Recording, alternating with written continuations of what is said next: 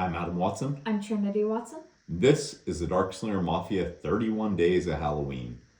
Throughout the month of October, we're going to be taking a look at something Halloween themed, horror, terrifying, Gory. gory. Scary. Yeah, this fits several of those checkboxes.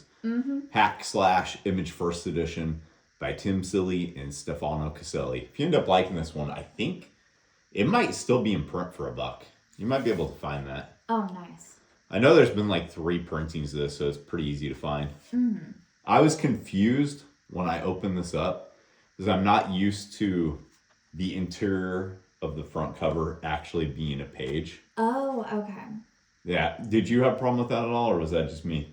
I thought that I had flipped to the next page. I didn't think I was flipping it open properly. Yeah, at first I did, and then once you feel how it's the same pound as the cover, it's easy to... So this is Cassie's origin story. Cassie Hack of Hack Slash. Where you find out that her mom was an evil lunch lady who had been killing kids that were mean to Cassie. Yep. And serving them up as food. When I first read Hack Slash, it was in a crossover with Nailbiter. Okay. Nailbiter is a series I really like. I didn't think the crossover actually worked very well. Really? Yeah.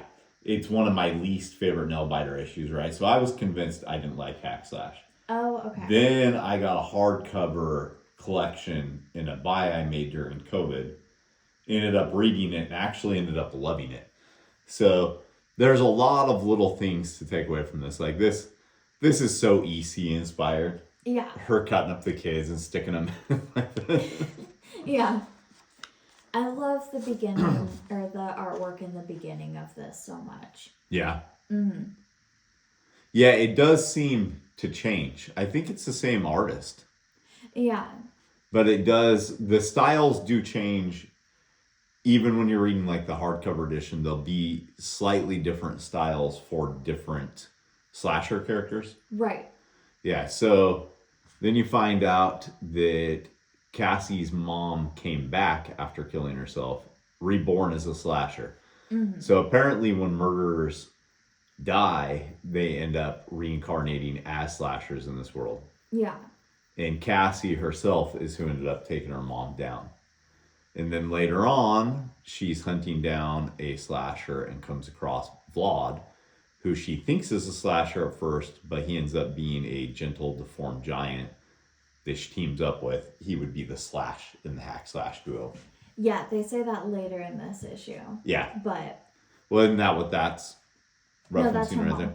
Or wait, is it? No, that's Vlad. I thought that was her mom's voice. No. That's supposed to be Vlad, because this is a separate... This is just a recap thing going on here. Yeah.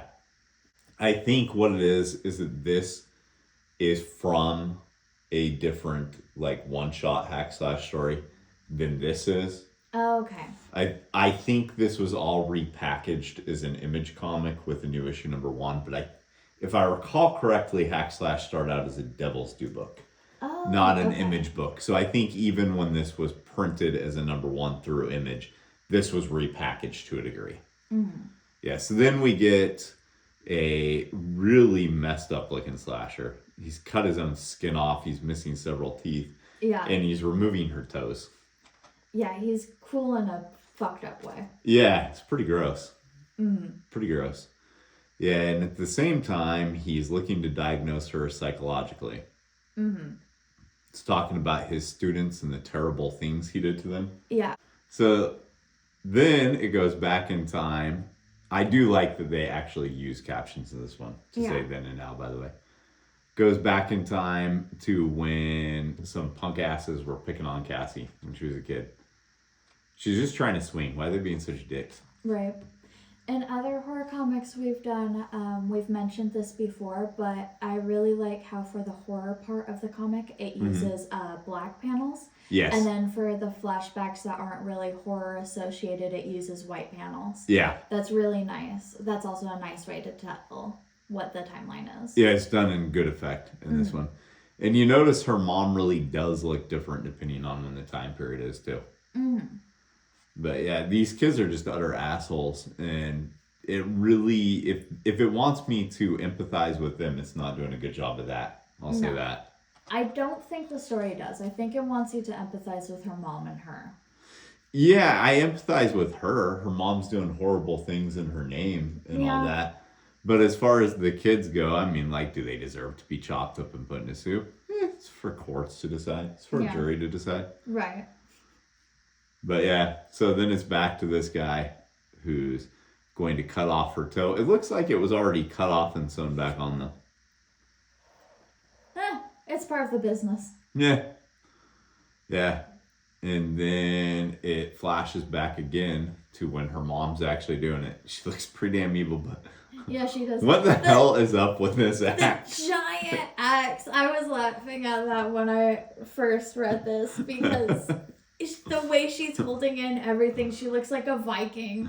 Right? Like, what type of axe is this that she's doing it? Maybe the reason she's a slasher isn't because of what she's doing, but because she has some sort of mystic arcane weapon. Yeah.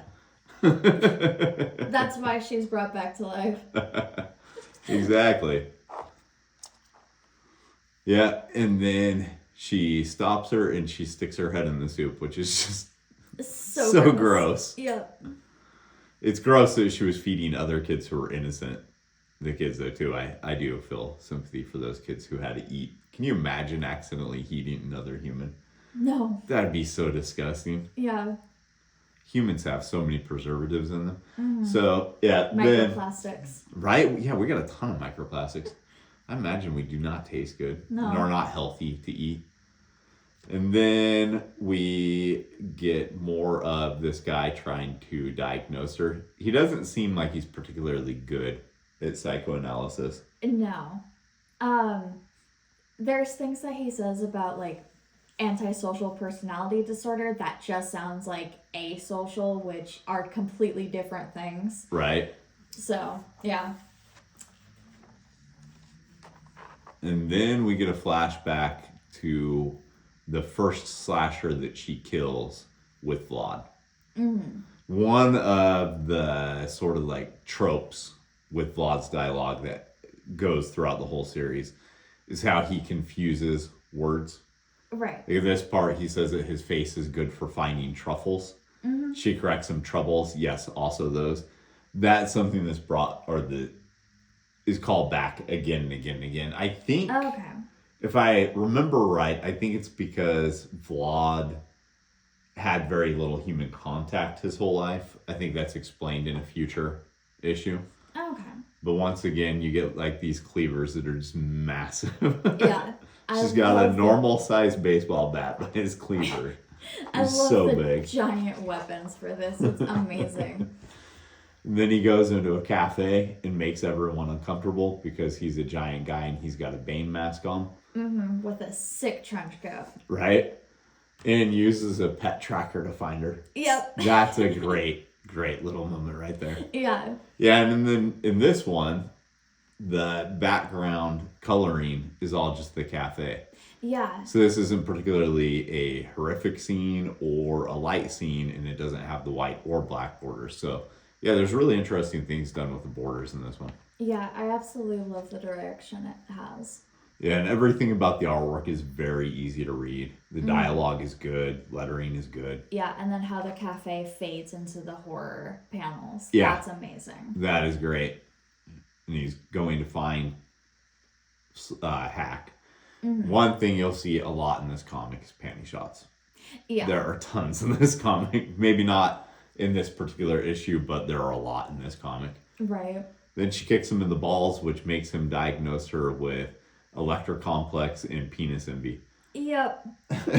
He's a bad psychologist. He's a really bad psychologist. Don't take any psychological advice from this guy. No. He removed his own skin. Right? Yeah, and then some flashback, and her mom's looking pretty good in this one. Mm-hmm. She was not the super worried, like, crazed lunch lady yet. Yeah. But her dad is not coming back that night. So, that's what she's going to become. Kind of makes it sad. Right. And then this guy's in for a real treat because Yeah. Vlad is there, and he's going to kick his ass. Cool panel. It is, yeah. Yeah, the framing of it is immaculate, and then I love how the page layout is and everything. Mm. Yeah, and where this is kind of faded right here, that's actually something a lot of colorists screw up on. Right. They would apply like too much of a blur effect, but there I think it looks really good. It's just kind of the right amount. Yeah. And then, really cool scene where he's cutting off both the arms. Yeah, both at once. Mm-hmm. Yep. She gets to kick him out the window. Yep. I am kind of curious though. This guy, he must have already came back as a slasher, right? I guess think that so. would be. That's the rules of the world. Yeah. Yeah, and then we have a really sweet and sad moment with them. Yeah, I don't like the way Vlad's drawn as much right here.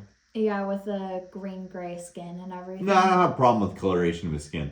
Mm-hmm. But earlier, he looked like he had been massively deformed in the face, right? Right. In this page, he looks like he could just be Drax. True.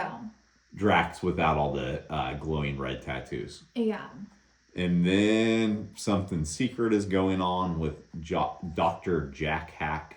Mm-hmm. And I'm guessing that's Cassie's dad. Did it ever actually mention her dad's name? I don't think so. Okay, I'm guessing that's who that's supposed to be. And then we see the next slasher she's going after. Right? Who... does this read as based off Nikki E6 too? Yes. Yeah. His name is 66. Yeah, and it's spelled with 2 X's, isn't it? Nikki 6 is with 2 X's, isn't it? Mm-hmm. Yeah.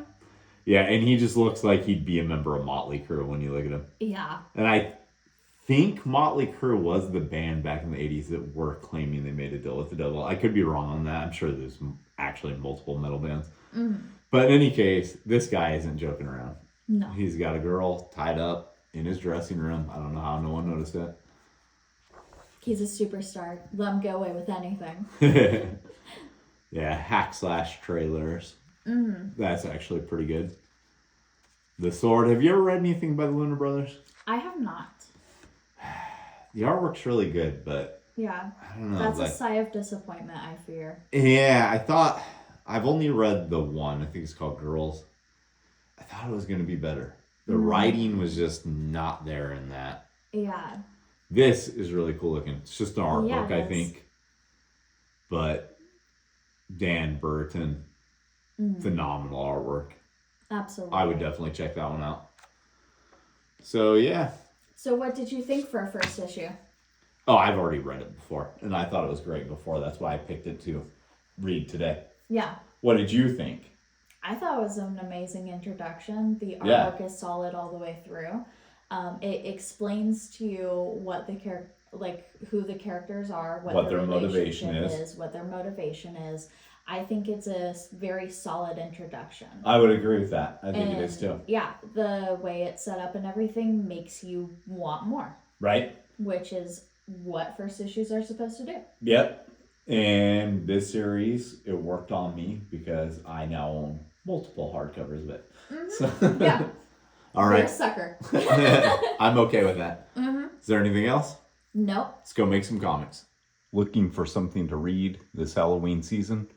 Darkslinger Comics has you covered. Check out Ghost Assassin, a supernatural crime comic. Issue number 1 is currently available in a color edition as well as a limited edition black and white raw copy that features Joel Kotajar's pencils and the lettering only. There's also a raw edition available for issue number 2. We're currently completing the inks and coloring stages on issue number 2.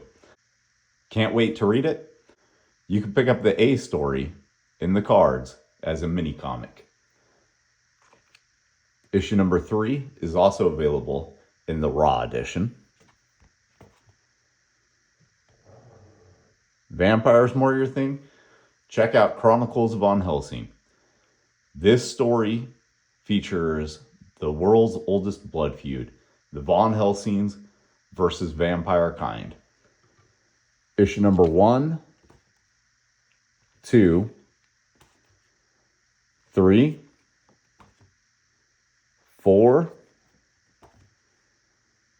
5 are all available, as well as the Sally mini comic and the newest addition to the Chronicles von Helsing lineup, Blood Will Out by Tony Morgan.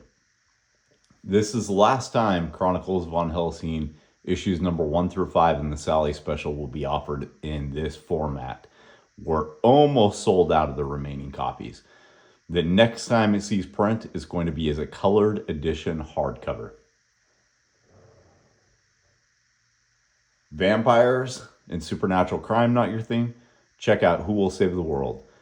All of these issues are available online on Darkslinger.com, on our eBay store.